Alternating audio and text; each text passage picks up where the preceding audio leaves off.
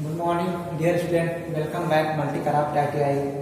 मैं मोहम्मद बिलाल। आज हम लोग जो है वर्कशॉप साइंस एंड कैलकुलेशन में मास, वेट एंड डेंसिटी चैप्टर के बारे में डिस्कस कर रहे थे। ठीक है, तो हमने पिछला क्लास में मास क्या है, वेट क्या है और डेंसिटी क्या है, इसके बारे में डिस्कस कर चुके हैं। ठीक है, तो हम लोग जो है लाइटली उसका बारे में पहले प्रीवियस क्लास जो किए हैं उसका बारे में डिस्कस कर लेते हैं कि हम लोग मास किसे कहते थे। मास इसे कहते थे किसी वस्तु का, पदार्थ का जो मात्रा होता है, ठीक है, उसे क्या कहेंगे हम लोग, मास कहेंगे। मास क्या है? मास जो है वो किसी भी स्थिति में, किसी भी कारण में वो उसका द्रव्यमान में चेंजेस नहीं आता। ठीक है, क्योंकि कोई भी पदार्थ का एक आकार होता है। ठीक है, वो आकार का जो उसका द्रव्यमान होता है वो जमीन के केंद्र से ऊपर जाए चाहे नीचे जाए, उसमें इसका इस द्रव्यमान में कोई इफेक्ट, कोई फर्क नहीं पड़ता। ठीक है, उसे क्या कहेंगे हम लोग, द्रव्यमान कहेंगे। ठीक है, किसी पदार्थ का जो है द्रव्यमान जो है वो जमीन के ऊपर जाए चाहे जमीन के नीचे जाए, वो कहीं भी रहे, उसका द्रव्यमान में कोई चेंजेस नहीं आता। ठीक है, उसे हम लोग क्या कहेंगे, द्रव्यमान कहते हैं। ठीक है, नेक्स्ट क्या पढ़े थे हम लोग, वेट, जिसको हम लोग भार कहते हैं। ठीक है, भार क्या है, ये हमारा जमीन के गुरुत्वाकर्षण बल के कारण इसका वेट जो है, भार जो है वो कम बेसी होती रहती है। क्योंकि क्या है, जब हम कोई भी जमीन से ऊपर जाएंगे, केंद्र से ऊपर जैसे जाएंगे, उसका गुरुत्वाकर्षण बल क्या होता है, कम होती है। ठीक है, और जैसे जमीन के नीचे जाएंगे तो इसका गुरुत्वाकर्षण बल क्या होगा, बढ़ेगा। तो कोई भी हमारा सामान है, कोई भी पदार्थ है, अगर ऊपर जाएगी तो क्या होगी, उसका वेट कम हो जाएगी, क्योंकि गुरुत्वाकर्षण बल इसमें फोर्स जो है वो कम लग रही है। ठीक है, और जैसे ही नीचे जाएंगे उसका वेट क्या होगी, बढ़ेगी, क्योंकि इसका गुरुत्वाकर्षण बल क्या हो जाएगा, वो बढ़ जाती है। ठीक है, इसलिए क्या इसमें क्या किसी भी हालत में स्थिर रहती है। हम लोग द्रव्यमान के बारे में क्या पढ़े थे कि वो किसी भी डायरेक्शन में जाए, ऊपर जाए चाहे नीचे जाए, जमीन के सेंटर से ऊपर में जाए चाहे नीचे जाए, इसका द्रव्यमान स्थिर रहता है। ठीक है, ये अलग अलग स्थान पे इसका वेट अलग अलग रहती है। ठीक है, एग्जाम्पल हम दिए थे, क्योंकि ये इसका द्रव्यमान अगर 10 है, ठीक है, मास m है, तो अगर ऊपर जाएगी तो क्या होगा, इसका वो भी मास इसका 10 ही रहेगी, और नीचे जाएगी तो भी इसका मास जो है वो 10 ही रहेगी, द्रव्यमान रहेगी। ठीक है, और अगर सेम कंडीशन में वेट की बात करें, वेट अगर इसका 10 है तो ऊपर जाएगी क्या हो सकता है, 9 हो जाए, चाहे 9.5 हो सकती है, 9.5 हो सकती है। ठीक है, क्योंकि उसमें जो है गुरुत्वाकर्षण क्या होगा, उसका कम होने लगती है, जिसका वजह से क्या करते हैं, ये मास गुना गुरुत्वाकर्षण इक्वल टू क्या होता है, ये हमारी वेट होती है। ठीक है, इसी तरह बोला जमीन के नीचे जाएगी, सेंटर से नीचे जाएगी, इसका वेट में क्या होता है, यहाँ कोई 10.5 हो सकती है, चाहे 11 हो सकती है इसका वेट में। ठीक है, तो ये हम लोग पिछला क्लास में इसका डिस्कस किए थे।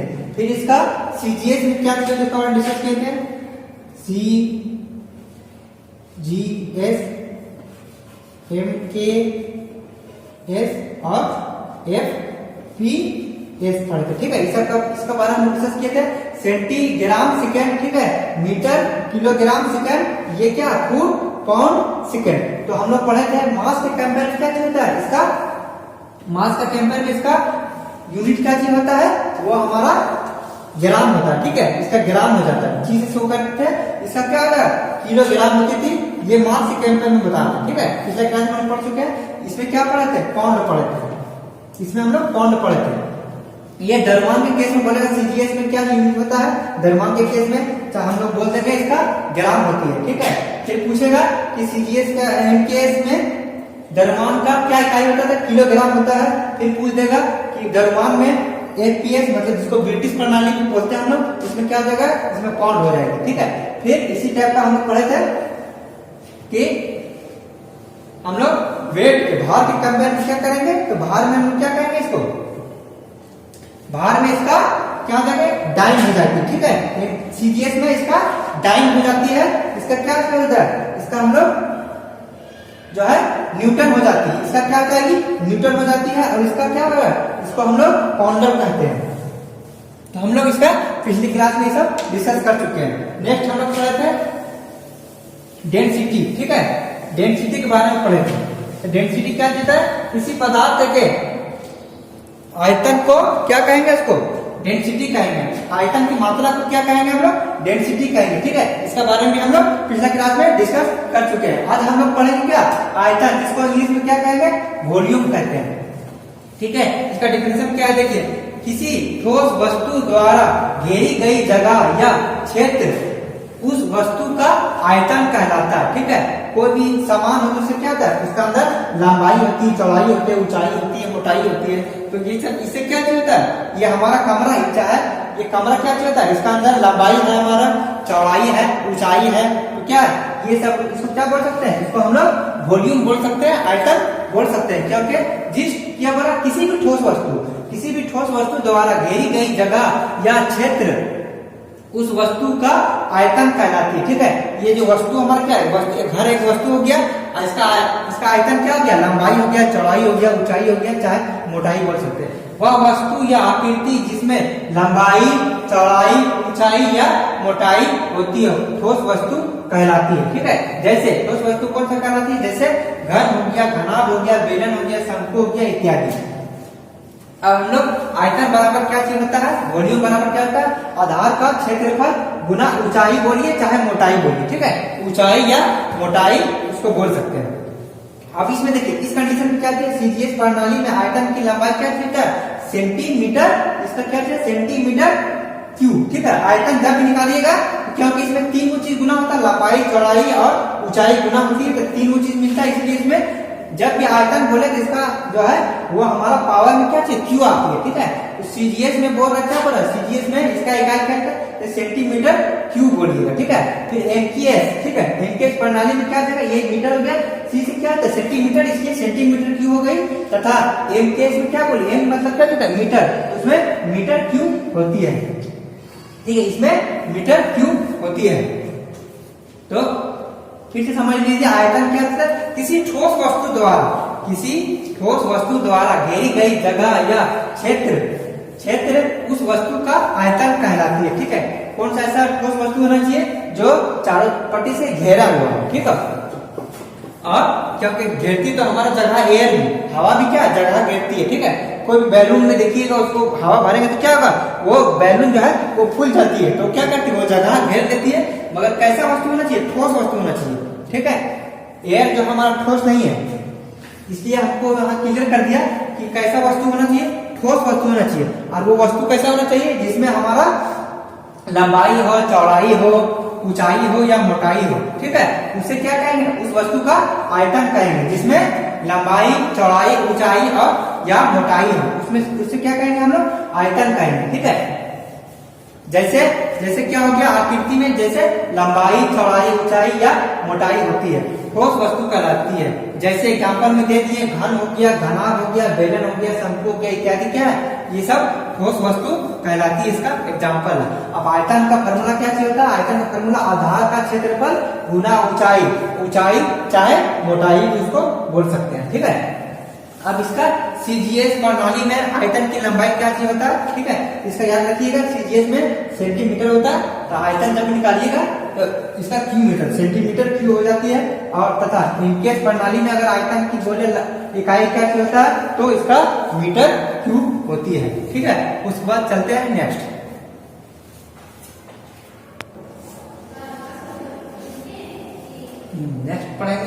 नेक्स्ट टॉपिक पढ़ेंगे अपेक्षित घनत्व या विशिष्ट गुरुत्व। ठीक है, इसे इंग्लिश में क्या कहते हैं?